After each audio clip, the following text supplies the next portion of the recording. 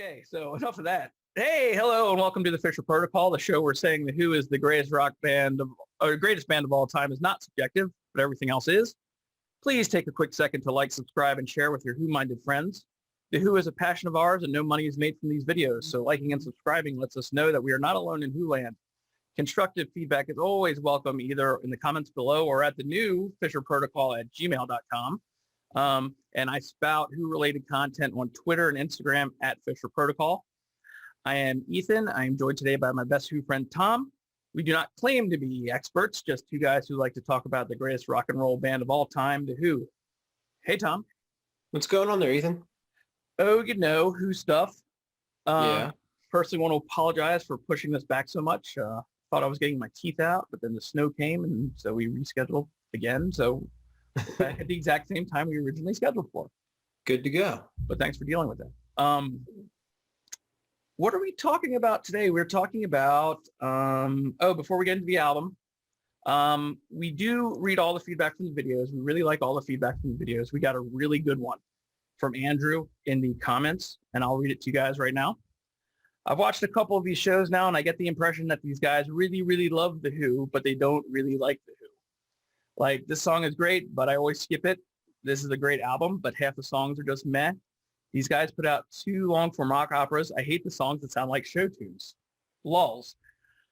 And I read this comment, and I was like, wow, Andrew has a really, really, really good point. And we both responded to him in there, and he made it very clear that this was an observation, not a criticism. But it sticks to you a little bit. And, just makes me think and clarify why we're doing this. So that's what I kind of want to do right now. Yeah. Listen to The Who. I've listened to The Who so much, and we're doing this because we have holes, like I said, in my Who game, and what we're doing today, The Who Sings My Generation, is a big hole for me. I used to go, if you guys see my earlier interview with Scott Smith, I've been doing Who internet stuff since 1996 or 1997. And they're not always the most happiest of places if you want to wage a criticism or say you don't like a certain song. The places are really unfriendly, different Who pockets of the internet. So that's kind of why we're doing this. And that's kind of why I personally feel not the need, but, the freedom to say, hey, this is not a thing I like. And I just want to reiterate that for the folks. What do you feel about that, Tom? Yeah, and I think my comment was kind of when we do, or at least when I do this, these reviews to talk about them, like I listen to the album insane number of times, 10, 15, 20 times. And at least 2 of those times, probably about 2 times I listened to it with headphones on while I'm taking notes and stuff. And usually those are like the last 2 times I listen to the album, and but at that time I'm just like, oh my God, like, like I'm tired of listening to the album, no matter what album it is. So that can kind of, I think that I struggle with it being a little too fresh as far as like just beating it in the ground. But any of these albums, if you threw it on and I hadn't listened to it in a while, I'm going to be really happy. Like, I'm going to enjoy it. Like, yeah. Totally. It's just, pounding it into the ground like this is crazy sometimes. And then you talk about you've listened to it so much. Like, at that moment, you're actually really critical of some of the things. Now, I do have a question that I didn't tell you I was going to ask, but I'm going to surprise you real quick.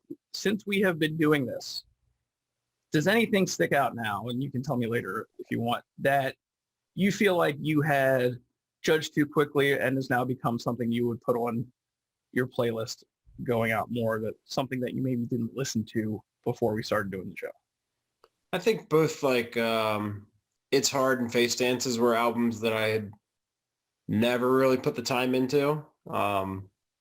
Maybe 10, 15 years ago or whatever, when I kind of started getting into the Who, I listened to them and was like, all right, whatever. Like, I think critical reception of these albums overall is just kind of like, whatever. And I think I enjoyed them more than I thought I would, and I would listen to them more often now, I would say. I mean, it's going to be a little bit before I listen to any of these albums after doing the reviews, but I think the later stuff, it's, you have to dig a little harder on it as far as the, like, find out why it's interesting. I mean, the music's always decent. But like, comparing it to like my generation, which we're going to do today, it's like, these poppy singles versus like Pete, talking about his alcoholism or, running into a prostitute or, like a flasher or something like that. Like, Right. climbing into a bear cage. Like it's, it's just a completely different band, completely different experience. And like that kind of later stuff, I just always pushed off a little bit. Yeah. Me too.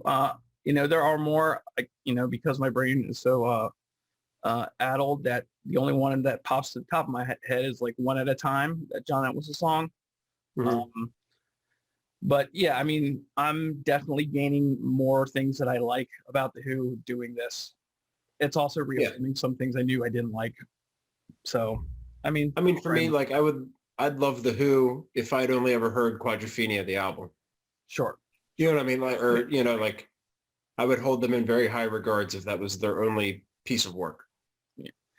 And really, I think we are literally holding off on things that we're going to spout too much about, because if you really just want to hear us hammer down with something with just love, I think there's 3 hours of Quadrophenia reviews on the channel. Yeah. That we did where we had just started and we were just talking about how much we loved each note of every song. And, as we move forward towards the 70s, I think that's going to come out more. Yeah, exactly. It's, we picked the hardest ones and it's just it's been an interesting experience to just kind of like really chew through them. So last time we did Who Are You, which was Keith Moon's last album with The Who. But today we're going to talk about The Who Sings My Generation, which was Keith's and everybody's first album with The Who.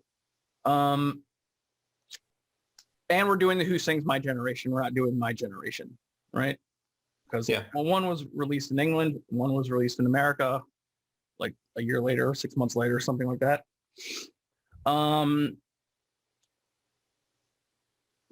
The guys, apparently this album was slapped together after the success of the single My Generation. Yeah. And it's really, really, really shocking to hear the differences between the drumming on Who Are You and the drumming here. Yeah. This album is the drums, as far as I'm concerned. It's the drums, and it's the drums on methamphetamine. Yeah. Literally, I literally think it's drums on methamphetamine. Because you take a guy like Keith Moon, who probably had a very high metabolism at any rate. Yeah. You give him a bunch of speed, which is literally what was going on here. And, this is Keith Moon's album, if you ask me. What do you think? Yeah, you'd made a comment and we were just talking about like, we should do speed while we do this album review, that kind of thing. Right. I was like, that makes sense. Yeah.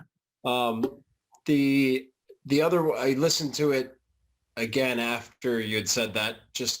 I'd always known that, but I listened to it again and like really, like headphones, like kind of just really listened hard, and like the piano's the same way. Yeah. Like Nicky Hopkins, man, going absolutely bonkers on the piano. Those guys were just 100 miles an hour. and John Entwistle was at a level here too, but it sounds like the drums and the piano to me here are not things that need to be improved upon. Oh yeah, no. Everybody's arc as far as their skills and abilities went up from here. You know what I mean? Like everybody got better, but you could take John Entwistle in the Quadrophenia years and put him back there. Like it would be way better, or way different at least. I don't know what you do to improve on Keith's playing. Like what are you going to do that's going to make sense? Like, yeah. He was peak performance right there. Peak performance. Out in the Street this song is not the song I think of when I hear the words Out in the Street. I think of either Martha and the Vandellas or Bruce Springsteen. Yep. I noticed some guitar goings on, like from Anyway, Anyhow, Anywhere, which I believe was released before this, but I could be wrong. Yeah, I think so. Yeah, could be wrong. you can definitely hear the Beach Boys background vocals. Yep. Pete tried to do a lot. I was also really surprised by the amount of Pete Townsend written songs that were on this. For some reason, in my mind, I had it said it's mostly blues covers, which I was wrong about. Did you take anything from this one? Really just a fun high tempo song. It's a great way to start the album. You mentioned like Pete's guitar stuff, playing with the toggle switch and a little feedback and sliding the neck on the, microphone stand. You got to wonder who was doing that before him. You know what I mean? Like who figured out playing with the toggle switch?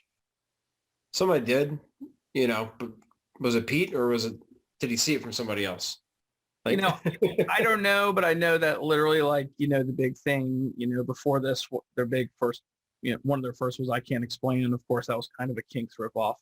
Yeah. They say it's a Kinks ripoff. I don't think so. I think whatever. But, and Jimmy Page was hanging around a lot of that time. And I don't know if all these things melded together. Right. Yeah. But I do know that, the Pete Townsend on this album does sound like a person who's imitating a lot of people. Yeah. Right. Yeah, and kind of a chameleon. Yeah. Yeah, but I think it's, first album, you're just, everybody's still finding their voice. Like the next song, like that's 2 songs from now, like that's an interesting one as far as like people trying to find their voice. Right. But yeah, the next one, I don't mind. Yeah. I mean, it's so easy to see why new bands would throw a cover in. Just, it's like you can get attention real quick if you knock out a really good cover of a famous musician. Is I Don't Mind the Cover? What's that? Is I Don't Mind the Cover? Yeah, that's a James Brown song. Okay. Every time I hear this, I'm trying not to talk too much about the other bands of the time. Yeah. Obviously that's failing, but this sounds like Heart of Stone to me. Yeah. Most of the Rolling Stones kind of thing. And they do that later on the album too. And this could take place in any of those Martin Scorsese movies where he uses the early Stones. The song could be in there. Yeah. I mean, I don't know if there's too much innovative about it, Yeah, no, it's a sleeper for me. Like I'll take James Brown's version all day. Yeah, it's okay. I didn't even notice there's a piano on it until I listened to it with headphones. And then like doing some research on the song, like, apparently the piano work on that song is highly regarded, and it's the glue on the track. And some people really enjoy that piano part. And, I usually just listen to stuff on a stereo at work, and I had never realized there's a piano on there. Yeah. I get to move some more of that on the next record we're going to do. Yeah. The Good's Gone. You seem to like that one. It's an interesting song. And again, I was saying about people finding their voice. Roger's voice in this song specifically was really low and kind of menacing and haunting. Yeah, just interesting. But obviously, they're a newly formed band, or, have been working on it and just trying to figure out what they're supposed to sound like. I like Pete's the guitar. Yeah. Pete's guitar tone I absolutely loved. You can tell it's, there's only one way to make that sound, and it's with a Rickenbacker. I kind of viewed it almost like it's a slow punk song. Like if you had turned this, the BPMs up on a little bit, it'd be kind of a punk song, I think. But yeah, it was a really interesting song, really heavy. I think it was unique for The Who and probably unique for all the bands back then. I really like the intro. The intro really, it really jumped out at me. Like, I don't know if when Ticket to Ride came out, if it was an ape of that, something along those lines. I love the sustained chords of Pete's guitar. I didn't like the chorus, but I like the extended chorus, if that makes sense. Yeah. Okay. It wasn't a downer. I don't mind this kind of a downer. The Good's Gone kind of stood out as like a good Pete Townsend song from the era. Yeah. Agreed. Yeah. I'd maybe move it a couple songs further down the track list, but yeah, it's like if I was going to listen to an album all the way, like, You start off this like barn burner of Out in the Streets, and then it just kind of like, I Don't Mind slows down, and then like The Good's Gone even slows down even more. It's like, "Rrr." But Yeah. that's all right. La La Lies. Yeah. Beach Boys show up again, but damn, Keith Moon is what's in my notes. You know what I mean? Yeah, definitely. Yeah. Yeah, super straightforward pop song. Keith Moon rocking it out on the toms. I read somewhere that, Pete thought the song was all right when he brought it to the band. But when Keith did his thing, he's like, that's when it took off. Like, it's super special because of Keith there. He just continues his dominance on the record, and he does on Much Too Much as well. Yeah. Yep. Yeah, just Keith going bonkers. I thought the mix was a little weird. Just like the guitar wasn't, you couldn't hear it, but yeah, good song. Now the name of the album is called The Who Sings My Generation, and the next song is called My Generation. It's not a song that I've heard very much or was very popular. Of course, I'm lying. There's not too much more to say about My Generation that hasn't been said. Yeah. I like My Generation. I like My Generation more live, of course, especially after the first 2 minutes. I love the bass solo of My Generation. My Generation is more important culturally, significantly, than it is musically. And, I just want to say to any reporter that ever interviews Pete Townshend again, please don't ask him about the Hope I Die Before I Get Old line anymore. That's so funny. I wrote that in my notes too. I was like, I think I said the Hope I Die Before I Get Old line has been used in every damn article about the Who since probably 1965. And I think I have books that prove that. I mean, yeah, it's like, and this is one of those things where it's like, you guys might not sound like you like the Who. No, I love the Who. I just don't need to hear My Generation again. And that's a bit of a jaded Who fans perspective, but that's where I'm at. The album version, great. Love it. I prefer the one with the overdubs, the guitar overdubs in between the solo. When I hear the one that doesn't have it, I'm like, something's not right. But this song, Live at Leeds version of this, like, holy shit, Right. So it speaks for itself. It's been significant since it came out, and it will continue to be significant well past the band not being around anymore. And it speaks to kids of any age. Yeah, if you're 16, this song is totally you. Yeah, totally. The Kids Are All Right. Well, it kind of goes along with My Generation, right? Yeah. Yeah. I love this song. Yep. You know what I mean? It's an original Who song for me. It's a great Who song, and I love that it made a comeback in the later years. Yeah. Yeah. Go ahead. I was gonna say it's a top 5 for me. Yeah. Of their whole catalog. Yeah, it's great. And I don't know why people feel like they can make a song now called that. Because if you look up The Kids Are All Right, there's a billion songs. There's other movies named The Kids Are All Right, which is already named after my favorite movie of all time, The Kids Are All Right. Yeah. Stop naming things The Kids Are All Right. You can't name stuff Wish You Were Here. You can't name stuff The Kids Are All Right. Stop it, please. Yeah. as far as I'm concerned. Yeah, it's just perfect. Everybody shines in that song. I think it's reflective of what that band was at that time, and while all the way up until 78, just killer vocals, killer drums, killer guitar, killer bass. It's perfect across the board for me. And the way that Rick rings out at the beginning, right? Yeah. Yeah, it's a beautiful thing. Love that song. Yep. Please, Please, Please is kind of, to me, it's kind of like, it's the James Brown. It's another James Brown song. Yep. It almost sounds like I Don't Mind.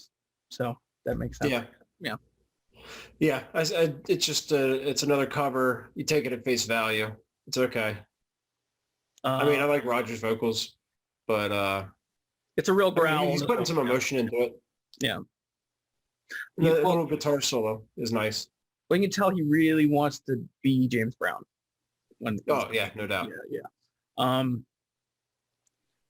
So It's Not True. Yeah. I'm just going to read a couple lyrics here. It's heavy on the Hopkins. I'll say that. I can't say enough with that. I haven't got 11 kids. I weren't born in Baghdad. I'm not half Chinese either, and I didn't kill my dad. It's not true. It's not true. Not the most woke lyrics, but it's an entertaining song. Yeah, definitely. When I was listening to it, I was like, man, you imagine these guys all wound up popping pills and stuff playing this song live. You can see how this one would just get away from them. Yeah, it's, Keith just, it would, Roger be struggling to keep up. Totally. I have no doubt that song would be way too easy to just go nuts on. Speaking of going nuts without Roger, we got the Ox. Yep. It's easily one of my favorites on the album. Yeah. Yeah. They go crazy. It's Nicky Hopkins. It really illustrated to me exactly how much of a Tommy was a rebirth for Roger Daltrey. Right. Because he's not even on the song. Right. Yeah. And that made it really stick out as to how powerful the band is as just a band. Because everybody kind of stepped up to Keith in this song. Even, there's even some harsh, lead guitar at the end too. Oh, yeah. Yeah, I love the song. I'm glad it became his nickname. Yeah, no, it's one of those weird ones where, can you imagine pitching that to a record producer or whatever, be like, hey, we're going to do an all instrumental with John Entwistle swinging his big old bass stick on everybody and Keith Moon going crazy. And it's, total surf drums on Keith's part, Pete slamming the chords. It kind of reminds me of Link Wray's Rumble, just one of those feedbacky, heavy guitar, surprised it didn't get banned off the radio, being controversial. You could fight somebody to that song.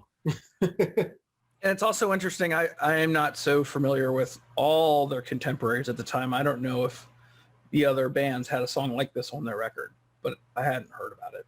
You know what I mean? Could you see the Stones doing that song?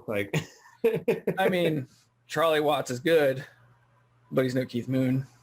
No. And no, I can't see him doing that. But we might get a corrective email on that. I'd love to hear it. I would. Illegal Matter is a funny one to me because I love it because it was on Meaty Beaty Big and Bouncy, and that's where I know it from. Right. And it was a really good one to learn how to play if you're trying to play Who songs at the beginning, because it's got a pretty simple guitar intro. It's pretty mean. It's a mean song. Yep. Yeah, but I really love Illegal Matter, and it gives that sound of, besides that lead guitar, you just have that really bassy sound that carries the whole thing, and it's it's like 2 songs in a row without Roger Daltrey. I wonder how they felt about that. Yeah, no, I don't know. That is, it's Pete's first lead vocals. It's definitely a Stone song. You know what I mean? Style wise, I think. It sounds like the great. Last Time or something like that, right? Yeah, definitely. Yeah.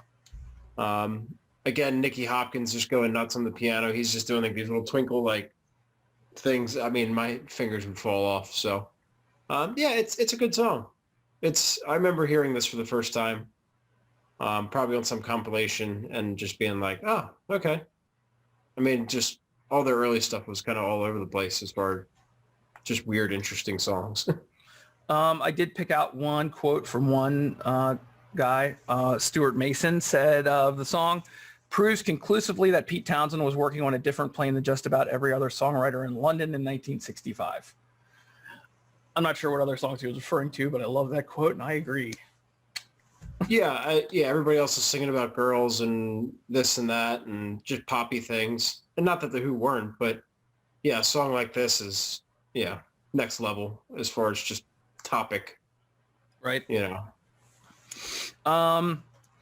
Okay, so this song, the final song on the album, was always a conundrum for me because I'd always I'd only heard it once almost up until this point, and listening to it now, I really liked it. It's Instant Party Circles, or Circles, Yeah. Instant Party.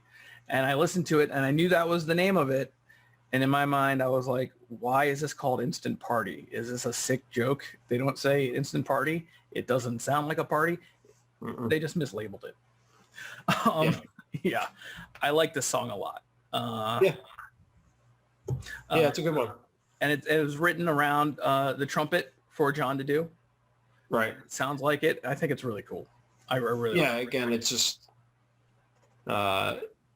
it's foreshadowing to what the band can do or wants to do, or, you know, hey, this guy knows how to play trumpet, like, perfect, like, let's use that, you know, like, it's all going to come back multiple times throughout their whole career. And it's just fun to see it in its infancy there, you know, and whether, I don't know who came up with the idea to put the trumpet on there, whether it was Pete or John, but, you know, they might all hate each other at certain points, but it was nice to see them work together in some sense, or knowing that, you know, one could do, you know, if I'm Pete and I know John can use the play the trumpet, like, hey, let's, you know, squeeze that in there somewhere. I think it's very specifically what I read was that it was written for John to play the trumpet on. Okay, nice. So that's it, man. Overall, you know, I liked a lot of things more than I thought I would, but some of the things I didn't like, I was expecting it, you know? Yeah. You know, we don't do a star system here. I guess we should do our ranking, which This is going to be tough. It is going to be tough. But in fact, since I didn't pull up the ranker, that's going to be really tough. Let me find it. Yeah, I enjoyed the album. I was fairly familiar with it. Listened to it a lot back in the day. It's a pop album, and you got to take it for what it is. But, you know, I cannot imagine what people thought when they heard My Generation for the first time, specifically the song, but just a different plane than everybody else. It's a different plane, and you know, I feel like it's really hard, not fair to judge it against the other Who albums almost. Right, it's not the same band. It's not the same band. But would you listen to this more than you would listen to It's Hard? Ooh. I don't know. I really don't know. Wow. Face Dances? You could jumble those three albums all up in the bottom order, and I wouldn't be upset one way or the other. You know, I don't know. All right, well, I'm gonna put it over Face Dances. Yeah, I'm fine. But not above Endless Wire. I agree. I'm still amazed that we put Who over Endless Wire here. We're gonna have to talk about that. I mean, yeah, this is a way more, I think, fun album than those other two. So I'm fine with that rating. Okay, cool. So for us guys who just like to sit around and talk about the Who, right now we have Quadrophenia, the Who by Numbers, Who Are You, Who, Endless Wire, the Who Sings My Generation, Face Dances, and It's Hard. Yeah. Please don't kill us. And I don't think the next one we're going to do next time, I don't think we get to put that in the ranker. That's Meaty, Beady, Big, and Bouncy. Yeah. So again, that's at Fisher Protocol at Gmail. Like, subscribe, just to let us know that we're okay. If you didn't like it, don't put a thumbs down. That doesn't make it feel good. If you don't want to give a thumbs up, I won't do that. But if you do, that'd be great too. Thanks for coming, Tom. Yeah, man. Thanks. It was fun. And we'll talk soon.